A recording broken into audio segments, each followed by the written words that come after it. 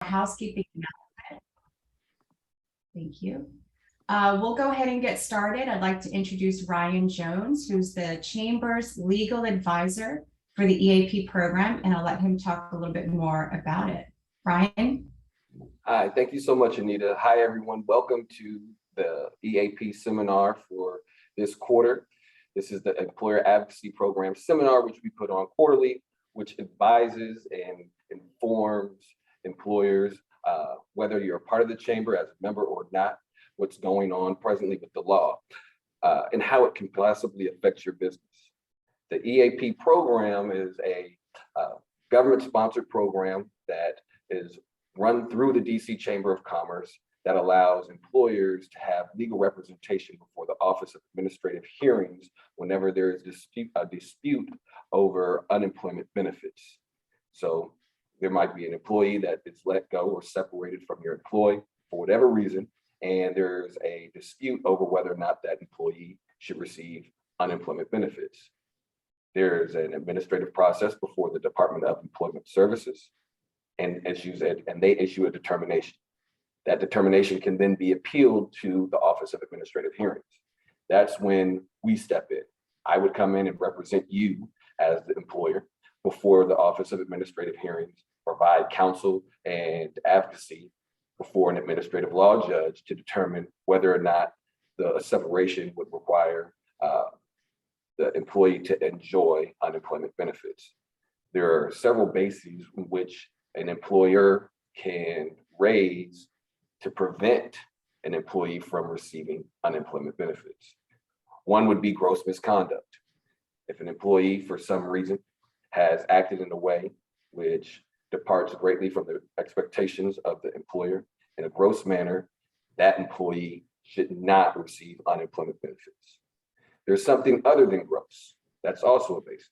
However, that employee will get unemployment benefits, but will not receive it for the first 8 weeks of their unemployment. And something other than gross is a slight deviation from what an employer should expect, or a repeated disregard of rules, something that is somewhat harmful, but not incredibly detrimental to the bottom line of the company. Lastly, if there's a voluntary quit, that employee will not receive unemployment benefits. So those are the normal basis for which an employer needs to have an attorney go into the Office of Administrative Hearing before in a private sector, in a private hearing, and it's a confidential hearing. So anything that's put before that administrative hearing judge will not be public knowledge. So any documents that you would submit, any witnesses that testify, any other motions that are made are all confidential. This service is also provided to every employer for free. So please don't hesitate to use our service. We would love to help you. We've done this for years upon years now, and with a great reputation for providing wonderful counsel to employees, not just in DC, but across the country who run businesses here in DC and have DC employees that are requesting unemployment benefits from the district. So these quarterly seminars advise employees and employers alike. Most people that get this are employers who send agents here to enjoy the information that we're sharing, are going to be put in a better position to be successful as employers in the market, staying up to date on the law, and ensuring that they run their business in a way that is commensurate with our laws and with the current cutting edge of how to operate in the district stream of commerce. So without further ado, Will and Dorian from Go to Go. Oh, sorry. I think you're breaking talk up. About how to comply with law, making sure that their employees are. Thanks so much, Ryan. Of course. Awesome. Thank you so much. Before we do that, I also quickly want to introduce Linda Curry, who is the Chamber's DC HealthLink Business Outreach Consultant. Linda will briefly share ways that your small business can enroll in quality health insurance through the Affordable Care Act marketplace. So Linda, I'll turn it over to you and you can start sharing your screen. Thank you. Morning, everyone. Linda, sorry, your mic is not working. Okay, we can hear you better. Now? Yes. Can you hear me? Okay.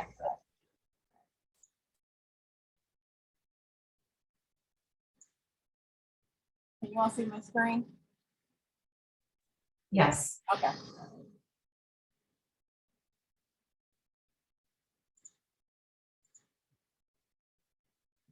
right, so let's talk about DC HealthLink. So what is DC HealthLink? DC HealthLink is an online health insurance marketplace for individuals, families, and small business owners in the District of Columbia. So all businesses, small businesses, if you have 1 to 50 employees, can you're eligible to enroll in DC HealthLink. So what's the benefits of it? So for DC HealthLink, they have what they call essential health benefits. This is something that was mandated with the Affordable Care Act. So what's included now in any of the benefits that you get from DC HealthLink? Maternity and newborn, that's included. Mental health, which is big, and also chronic disease management. So if you had prior diseases or something like that, you are now eligible. It's covered on the pre-existing conditions. I had to think of the word here. That's covered under DC. That's the benefit of getting your benefits through DC HealthLink, the Affordable Care Act.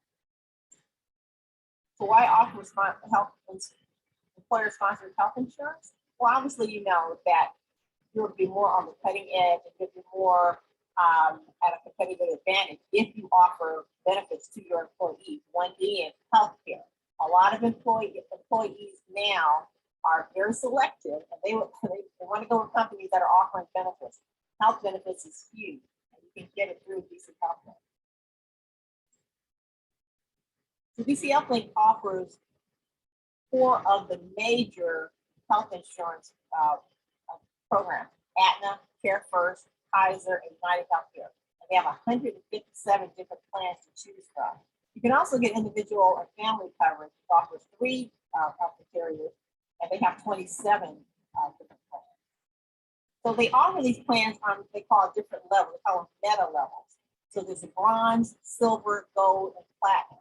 You can offer the bronze, with you would pay 60%, your employees would pay 40%, silver is 70%, and the employees would pay 30%, 80% on the gold, and 20% is what the employee would pay. Or you can be really generous and have a platinum plan, which you would pay 90% of the plan, and your employees would only pay 10%.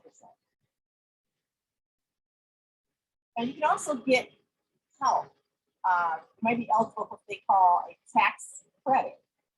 So if you have fewer than 25 workers, and with an average salary of $50,000, and you pay at least 50% of the cost of the single coverage, you're eligible for the tax credit.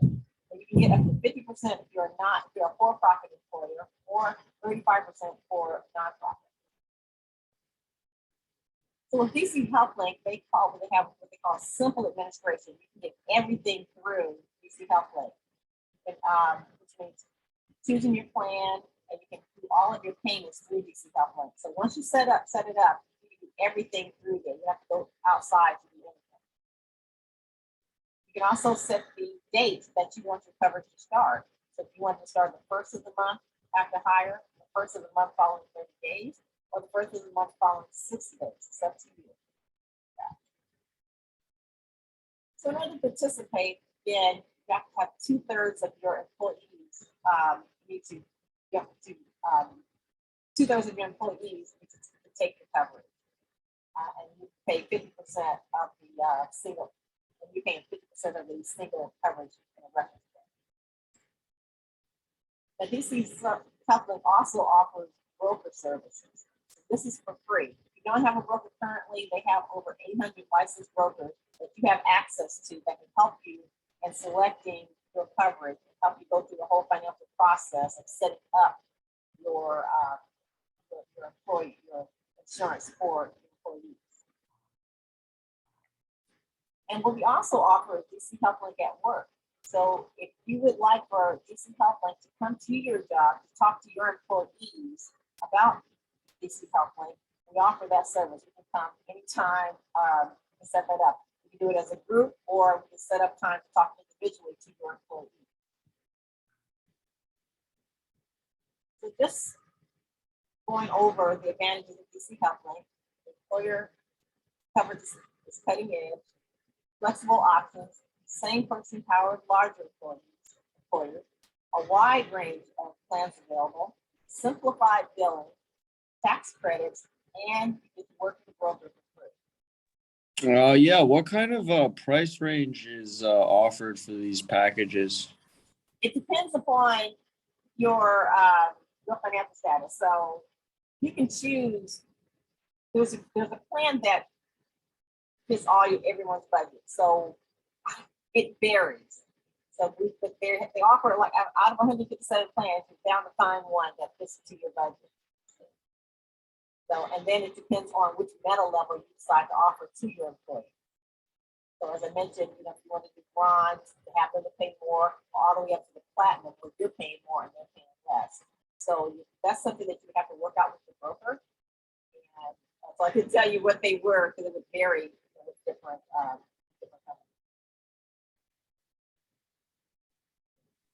What's kind of like the maximum and minimum price range that you guys are offering these days, maybe in the last 3 months?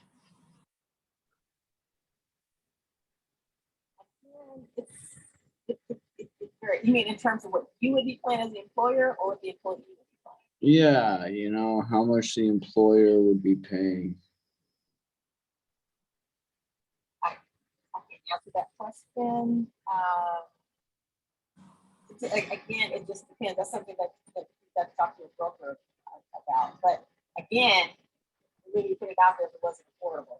So you would have different, and I can set you up to talk with a broker. No, that's all right. Thank you. Are you sure? I mean,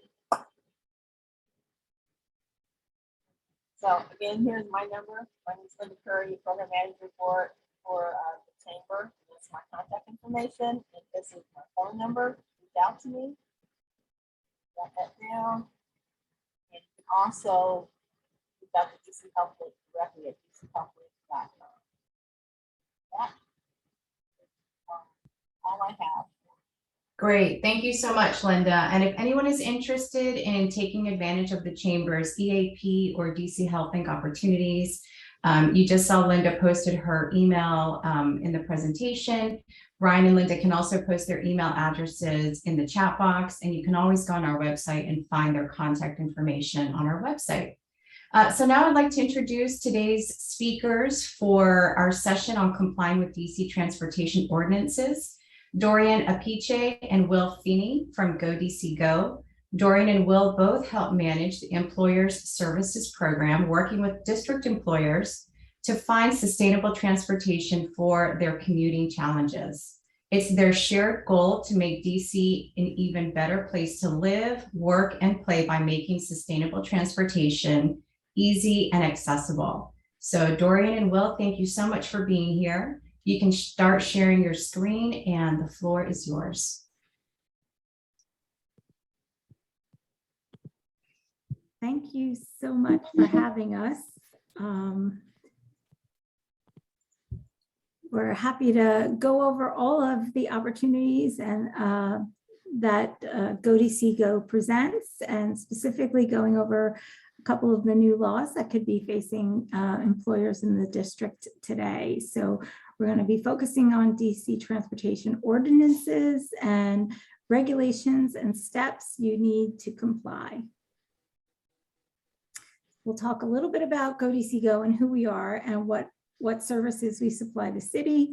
We'll be talking about the DC Commuter Benefits Law, which some of you may already be familiar with. It's been around since 2014 and you already may be compliant, but we'll give you a quick review of that, and the new DC Parking Cash Out Law, which requires all employers with more than 20 employees to report out this year.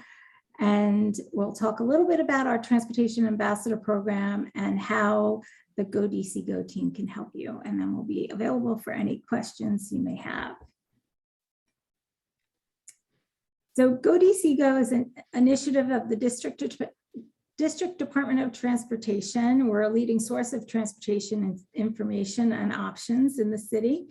We encourage the use of sustainable transportation. We offer complimentary, and I stress that, complimentary transit resources and consulting with DC organizations and commuters alike to help them get around the city.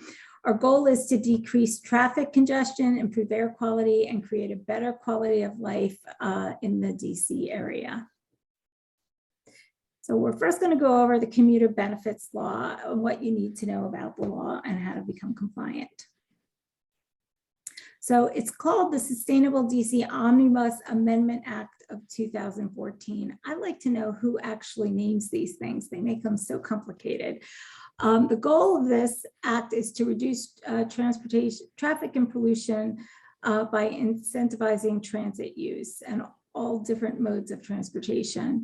As of January 1st, 2016, employers with more than 20 or more employees in the district have to offer one of the following benefits: an employee paid pre-tax benefit, an employer paid direct benefit, or employer provided transportation. So those three options, there's the employee paid prepaid tax benefit, which allows employees to deduct up to 280, and by the way, that was just increased from their pre-tax income. The second option is an employer paid direct benefits, which an employer could subsidize up to $280 a month towards commuter options. And then the third option is to provide transportation like shuttle and van pool at no cost to employees. How to comply to these? To this law, you have to select one of the three options, and you could set up a WMATA Smart Benefits program, or you can use a third party to administer those benefits. You set up a payroll deduction or determine subsidy funding. You have to notify the employees that this is available to them, and that they can use this benefit, and ensure commuter benefits are covered in onboarding, so all new employees know that they have this option. And you should participate yearly in the survey from DOES to track the impact this is having on the city, to show what kind of benefits that are coming out of all of this hard work. So there are a lot of benefits for participating. Your employees can save up to 40% per year by using pre-tax benefits. I know it's hard for a lot of employees to start putting aside money ahead of time to reap these benefits, but you really need to stress with them how much less they'll be paying each year for their commute. It saves them time, it's great for the environment, it promotes healthy habits, especially if they're biking or walking or scootering, and it can reduce stress. The benefits to the employer is you can save significantly on your payroll taxes. It enhances your benefit offerings, which helps attract talent and employee retention. It helps meet sustainability goals. A lot of employers out there have certain goals that they have to, standards that they have to meet. Reduces your carbon footprint, and healthier and less stressed employees work more efficiently. So there are a lot of wonderful benefits that come along with putting some of these into place. So next we are moving on to the DC parking cash out law and what you need to know about this law. It's a little confusing, so stick with us and we're happy to answer any of your questions at the end. Okay, the Transportation Benefits Equity Amendment Act of 2020, also known as the Parking Cash Out Law, is an amendment to the Sustainable DC Omnibus Amendment Act of 2014 that I previously mentioned. Employers have till January 15th, 2023 to comply and submit a report to DDOT. So who is required to comply? You're required to complete reporting before January 15th, 2023, as I mentioned. And any employer with more than 20 employees in the district must report out. So everybody needs to report whether or not you have to become compliant, you're already compliant, whether you offer parking benefits or not, you must report out. And you're required to implement a compliance option if you have more than 20 employees and you offer free or subsidized parking to your employees. So you will have to select one of the options if you meet that qualification. So who is exempt? There are some exemptions. So employers who own their parking and continue to own their parking on or before October 20th. Universities or other organizations with existing and approved campus plans until that plan expires and no extensions are allowed. So it doesn't matter if you have extensions in your plan already, but if that plan is in place, when that plan expires, you need to become compliant and use one of our options.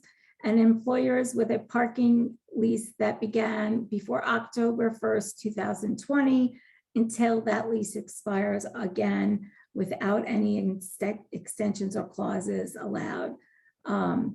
Exempt employers still need to complete the reporting if only to file their exemption status. And we highly recommend that even if you are exempt, you consider the parking cash out at your workplace, because it is very beneficial to the city and traffic and a lot of other wonderful things, emissions and such. Okay, so here are your compliance options and the DC parking cash out law.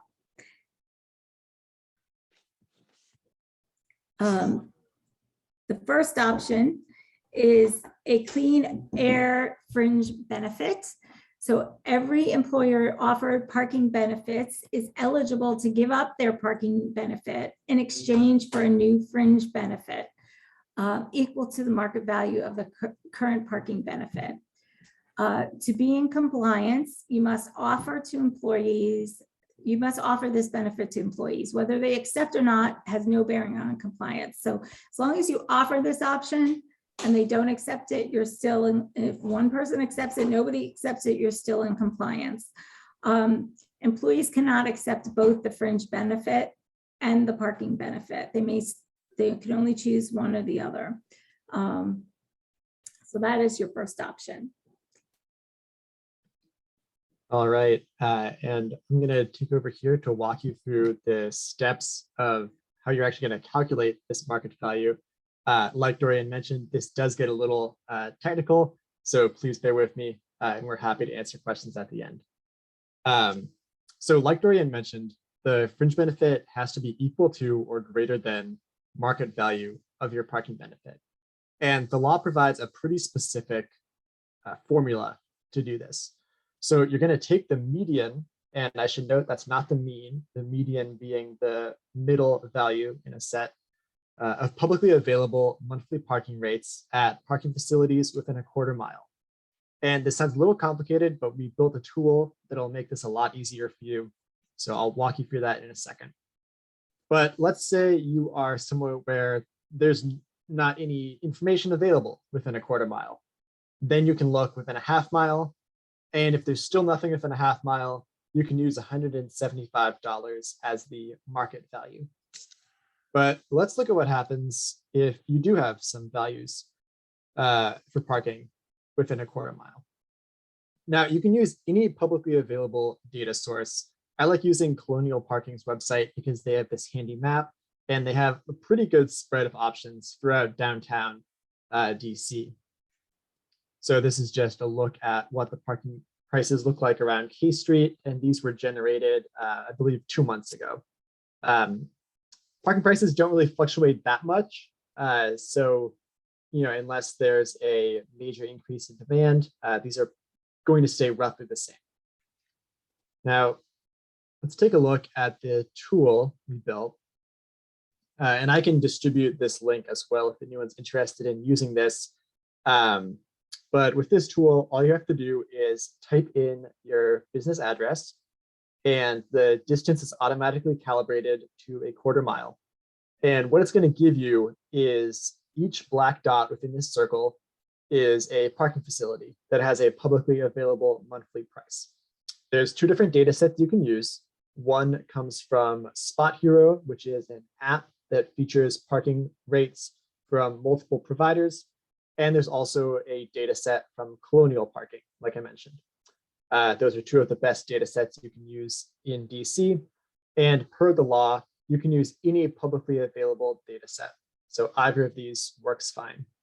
I should also note, you're not required to use this. This is just something we created as a useful aid in this process. And then in this tool, you can click on the drop-down menu. That's going to give you the list of prices, and you can find the median value. Now, once you have that median value, that's going to be the value of this clean air transportation fringe benefit. There's some pretty specific steps for what happens next. You have to notify your employees that you are offering this new benefit, and that can just be as simple as sending an email. If you would like email copy, we're happy to provide that. And then there's an official form where employees will say, okay, I want this new benefit, and I'm going to give up my parking benefit, or no, I want to keep my parking benefit. And the decision employees make has no bearing on compliance. All you have to do is say, do you want this or not? And you're in compliance. Now, if an employee wants to accept this new benefit, and they fill out the form provided by DDOT, and they estimate the amount that they're going to use for transportation. And the reason they do this is because this is a fringe benefit. So there are specific IRS rules about what this can be used for. So you estimate the amount that you're going to use for either public transportation or what is defined as highway commuter vehicle transportation, which is a van pool or a shuttle. And then that estimate for your monthly transportation costs is then deducted from the full value of the fringe benefit. Now, let's say you're going to use the amount of the fringe benefit, let's say is $200. And you say, okay, my monthly transportation costs are $200. Great, that's it. That amount is just distributed through a commuter benefits provider, such as WMATA Smart Benefits, that's the free public option, or a third-party vendor if you use one. Now, let's say you're not going to use the full amount. You only spend $100 to commute, or maybe you commute by bicycle, which is not currently eligible for a fringe benefit. In that case, you would say, I'm going to use $0. And in that case, you would receive the remainder in either taxable income, so it would just be added to your regular payroll, or it can also be distributed as an increased contribution to employee health coverage. The law just offers that as an additional option. There's not much context beyond that. Now, once everyone's completed that paperwork and said they want this benefit or they don't, you're just going to distribute this through the existing channels you have in place, be that commuter benefits or payroll. Now, the second option that we recommend is creating a transportation demand management plan. And this looks like a lot of work, but keep in mind that we are available to help with this process. And for many employers, it might be quite simple. So I'm going to skip ahead a little bit and get to the actual requirements of this plan. If you create a TDM plan, your goal is to reduce driving as a commute mode by 10% each year until you reach a rate of 25% of employees who commute to your workplace driving to work. And to do that, you are going to choose strategies that will incentivize sustainable transportation, and we provide a variety of different ideas for what those could be. Let's say you have a hybrid work plan and under 25% of employees drive to work. Then, well, congratulations, that's great. All you would have to do is complete the document that is the TDM plan document, and submit it, because you would still need to document your rate. And regardless of whether you are at that 25% threshold or not, like I mentioned, you're still going to need to complete the plan. And the first step is going to be a commuter survey. Now, we have a survey template that we can provide you. We can manage your survey for you. Or if you want to do your own in-house survey, then there are 3 required questions. And as long as you include those, then you're all set. There are some required response rates depending on the size of your organization. Those are included below. And once you've completed your commuter survey, you're just going to fill out the results in the TDM plan template. This is available online at both our website and DDOT's website. Now, if you're going to need to implement new strategies or policies, there's a place to list those. And there's also several pages laying out examples of strategies that might work for you. And like Dorian mentioned, we are also available to consult on what strategies might work well in your workplace. Once you've completed the template, you're going to submit it to DDOT for approval. Once it's approved, you're all set. And you'll need to complete yearly reporting to document that you are either progressing towards your goals or that you are continued to attain them. And this is just a little more information about the timeline for submitting these plans. If your plan is denied, which I think is unlikely, but it could happen, then you have 30 days to make changes and resubmit. If it's denied again, then you're going to have to choose a different compliance option. So something to keep in mind. Now, there is 2 other compliance options, the first of which we don't really recommend because it is expensive and also does not provide any additional benefits. That's paying a clean air compliance fee, which is equal to $100 per employee offered parking benefits. And that's going to be paid monthly. So that does add up. So keep that in mind.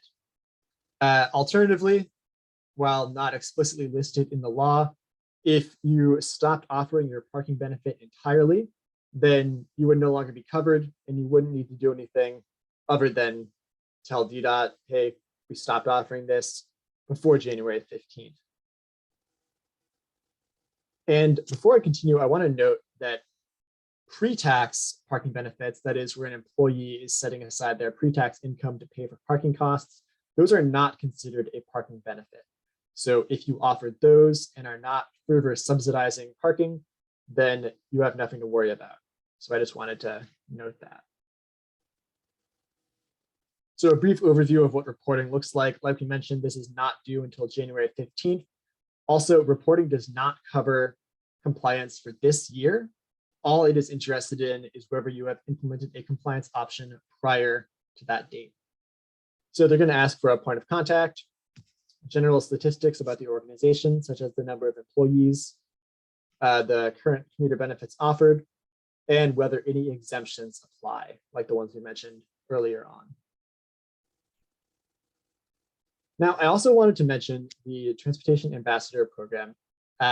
This is, of course, unrelated to the law we just mentioned, but in the process of complying with either the commuter benefits law or the parking cash out law, you might have implemented some new commuter benefits or sustainability measures, and you might be looking to get recognition for your work. So one of the things we do at GoDCGo is we run a Transportation Ambassador Program that recognizes DC employers who are going above and beyond to offer commuter benefits that incentivize sustainable transportation. So if you become an ambassador, which is a free process, you receive an electronic badge to use in marketing or on your website, featured in a case study that we call a success story that provides useful information for other employers who are looking to implement similar options. And you're recognized in both our newsletter, our website, and our annual awards ceremony. So if you're interested in participating, send us an email, or we also have a form on our website you can complete. And let us know what commuter benefits you are currently offering and anything you're considering offering in the future, and we'll get you started. So please feel free to reach out if this is something you would be interested in. We'd love to have you in the program. I also want to wrap up by noting a couple of the other services we offer at GoDC Go. Like Dorian mentioned earlier, all of these are complimentary. So you can consult on any transportation or commuting issue, assist with compliance with relevant regulations. That could be these laws we talked about, or your organization may be covered by zoning ordinances. We can assist with those as well. We can offer best practices in commuter benefits administration, conduct commuter surveys. We also manage the Capital Bike Share Corporate Discount Program, which provides discounted Capital Bike Share memberships to employers at 50% of the cost of a full membership. So if you're interested in Capital Bike Share, that's definitely something you should consider. And we also provide free brochures, maps, and custom-made materials. We have a form on our website if you're interested in requesting any of those. All right, and now I'll open the floor up for any questions about GoDC Go or these two regulations. But before that, thank you all for attending today. Thanks so much, Will. So as Will said, we can go ahead and open this up for questions. If you'd like, you can unmute your mic or you can put your question in the chat box. Good afternoon. I'm Norma Bird. Thank you very much for your very informative presentation. I do have a question. As far as the report that is due on or before January the 15th, will the Department of Transportation or someone be sending us a document that employers have to complete and submit, or how is that going to work? Absolutely. So there's going to be an online reporting platform. There'll be basically just a form on the DDOT website, and I'm sure we'll also be circulating the link around closer to that compliance deadline. But it'll be a form where you just enter your information online. We're trying to make it as simple as possible. I would also add that if you want, you could go to the GoDC Go website and sign up for our newsletter, because we will have it listed in our newsletter as soon as everything becomes live, and maybe with some instructions. So if you're concerned about having to go check and see if it's available on the websites, we can notify you that way too. So just another option. Thank you. Great.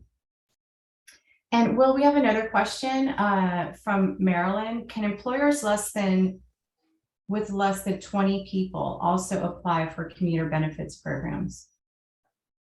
Yeah, absolutely. We would definitely encourage really all employers to implement a strong commuter benefits program. We have a number of smaller employers in our employer ambassadors program, so we'd love to have you in there.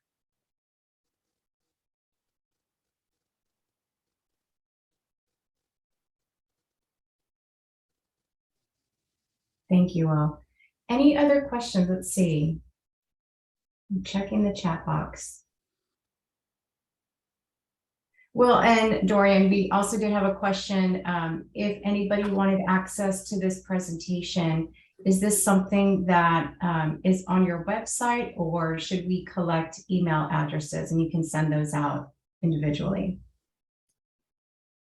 Yeah, we can definitely circulate this to everyone who's interested. Great.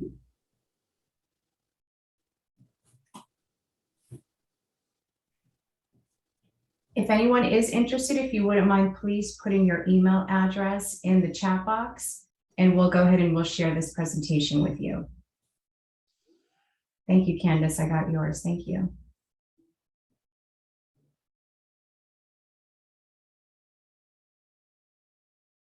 Great.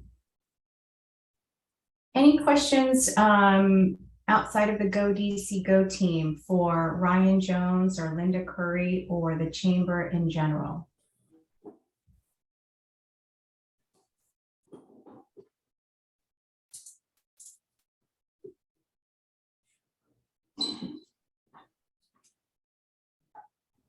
Okay, it doesn't seem like it. Thank you everyone for posting your email addresses. We'll make sure to collect those.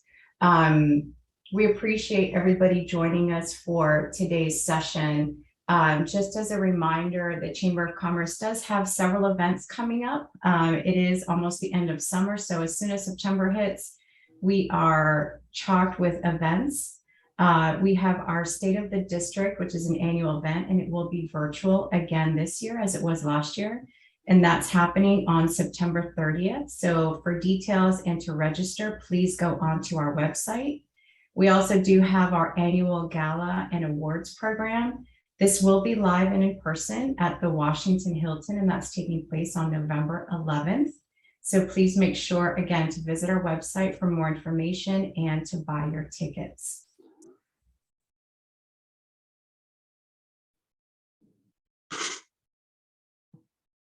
Great. Well, I don't think there are any other questions. Again, I want to thank our entire team. We'd love to thank also the Go DC team, Go DC Go team. That's a tongue twister. Dorian and Will for joining us and for this wonderful, valuable information. Thank you again for joining us, everyone, and have a wonderful rest of the week. Thank you for having us. Thanks, Thank you, everyone. everyone. Thank you.